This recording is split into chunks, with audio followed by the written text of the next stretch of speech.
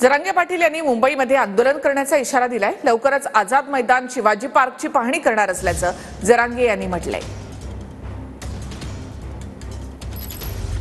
अगोदर पाहणी तर करतो, आम्हाला एकदा पाहणी करायची, कुंकळ कसे ग्राउंड मोकळे आहेत काय आहेत हे एकदा पाहणी, ती पाणीची तारीख बी डिक्लेअर करतो आम्ही।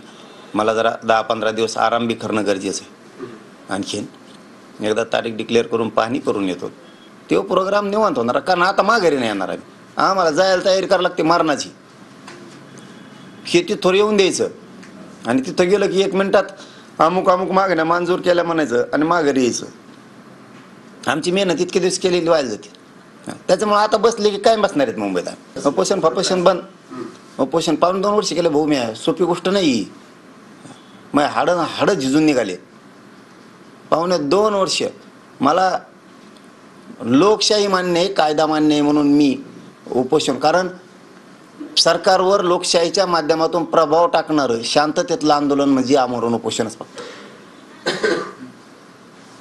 मग आता इतकं कायदेशीर शांततेत करून जर काही देणार नसले तर आमची शक्ती आम्हाला दाखवावं लागणार आहे।